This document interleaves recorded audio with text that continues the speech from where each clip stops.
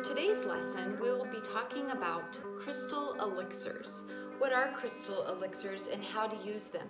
One of the questions I get asked more often than any time is how do I use my crystals? So crystal elixirs is one very fun way, very easy way to use your crystals on a day-to-day basis, right?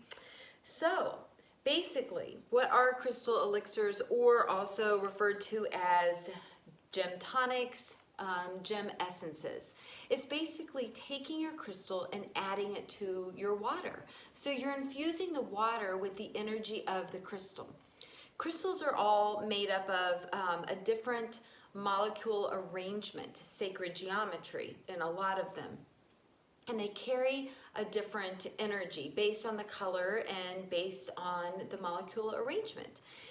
And because of that, they carry lots of information for us. I mean, they were formed from the earth billions of years ago.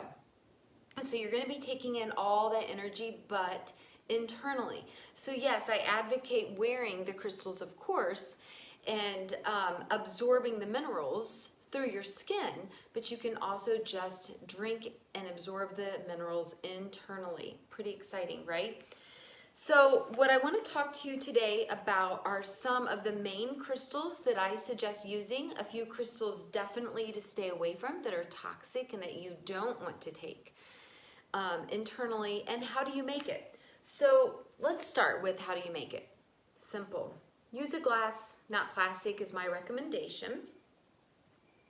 And some fresh water, spring water. And just infuse it with your crystal of choice. So let's go through those. How do you choose which crystal to use? I've separated my recommendations out for you based upon the different chakras and some crystals to use depending on which chakra you're working on, okay? So let's just start from the very beginning. If you're working on your crown chakra, I would recommend an Auralite 23, mainly just amethyst, which is a quartz-based stone, and up to 23 other minerals. It's hard enough to be exposed to the water for a long period of time, and it is one powerful crystal. A lot of crystal healers believe it's one of the most powerful crystals. So to take the energy of Auralite 23 internally is beautiful in my opinion. So Auralite 23 is probably one of my top recommendations. Next, which is also a crown chakra crystal, but really works with all the chakras because it's clear quartz, which is an energy amplifier. So this would be a really nice add-on, and of course you could do it in a smaller piece depending on how big of a batch you're going to make. This is just a small batch. You could do several different glasses with different crystals in them. You could do a big container for your crystal elixir, crystal essence water. There's really no right or wrong with that, but clear quartz would be a really nice add-on to any other crystal elixir that you might be making to help amplify the intention. And then just regular amethyst, so kind of like the Auralite 23, except it's just amethyst. It doesn't have all the other minerals in it as well. It's going to be a little bit more gentle and more concentrated. Okay, so amethyst would be a great stone for sleep, for meditating, for calming anxieties, for wanting to connect more to source, for opening up that crown chakra. Amethyst is a great stone for that. It also helps with spiritual attacks. So this would be a really good stone, like if you were an energy healer or a psychic or something like that. Amethyst is a great stone. Okay, now for your throat chakra, one of my main recommendations, because it is so hard, is aquamarine. This is a more greenish, raw aquamarine. It's a great stone to add to your water, to take the energy in internally. It's just connected to water in general, aquamarine is, but it helps to really open up that throat chakra, helps to give you courage, helps you to speak your truth, helps you to just find your voice. Great stone to use.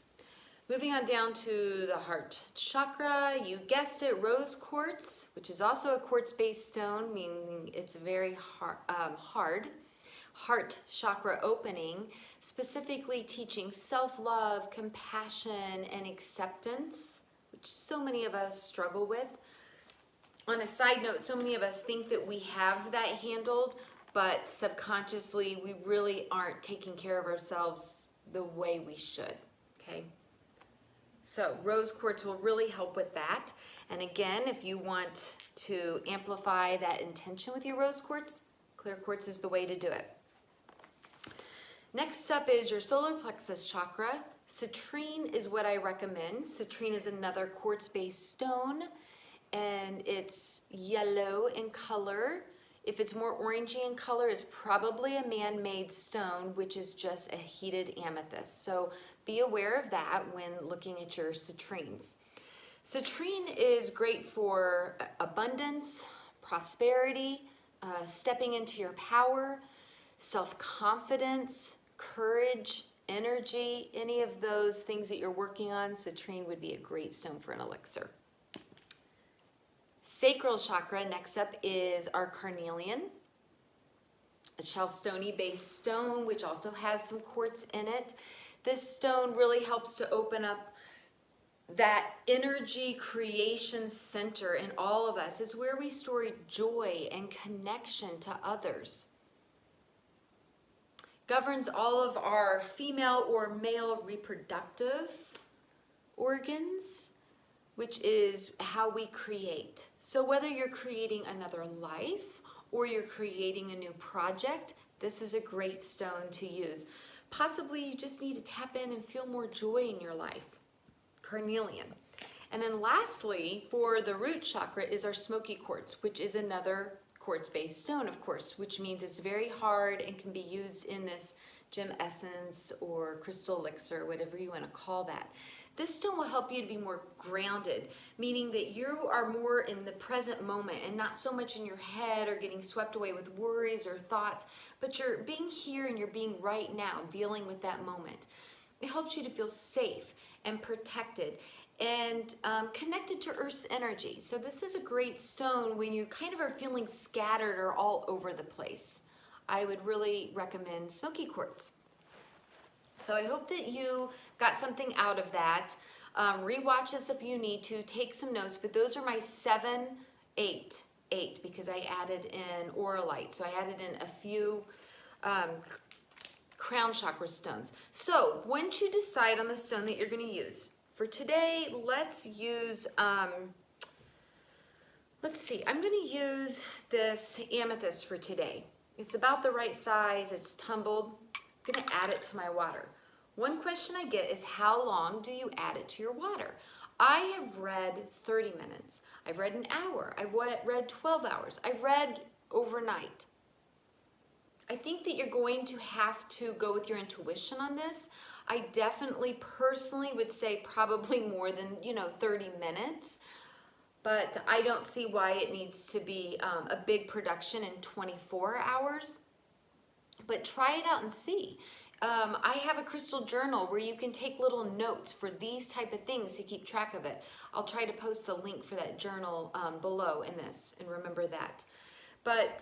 And just see if you feel a difference. Try it for an hour, try it for 12 hours, try it overnight. I want to just add on that once you add the crystal, that's when you can add your intention to it, okay? And that's very simple. You can do it just by holding it and setting your intention. For example, using amethyst, you might be using that to recall your dreams, or to have more vivid dreams, or to get more meaning out of your dreams, if that's something that you're working on, or more meditation. And so you would want to maybe possibly drink this before a meditation or before you go to sleep at night. Another thing that you can do, if you have these little crystal points, which I thought I had some sitting out, but here's an example. You can just put points around your glass. Clear quartz would be the best to drive in that energy into the water, okay? It's really potent to do if you are then taking this and making moon water. So if it's going to be a full moon, 3 days before, 3 days after is when the energy is the most potent, you can set this outside, and that will give it an extra amplification of the energy, because the moon's just reflecting the sun right? And so that's helping to cleanse and amplify whatever intention it is that you're making with your crystal elixir, and they call that moon water. Another thing you could do is if you are doing, for example, citrine, and you're making an elixir for more confidence, possibly more financial abundance into your life, you could mix that with an essential oil. I only recommend maybe doTERRA or Young Living, but a certified essential oil that you can take internally that you know is not mixed with anything else, and wild orange tastes pretty good. And that is an essential oil of abundance. So those two would actually go really nice together, would be wild orange and citrine, even lemon. You could do tangerine, you could do, but just a little extra tip to make your elixirs more fun. And then I will show you these that I have on my website and already done for you. Crystal Elixir in this beautiful bamboo water bottle.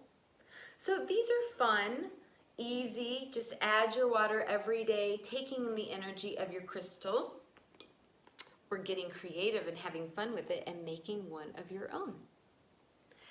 So I hope that you found this video helpful. One last tip before I go. You know how we were just discussing, how do I know when's a long enough time for my crystal to be in my water? How do I know when my water's done or infused with the energy of the crystal? You could always take your pendulum, hold it over the water, and you could ask. Pendulum work with some more videos in the future. Thanks for joining me, and I hope you enjoyed this video. Feel free to share it out, leave a comment, and follow for some more videos.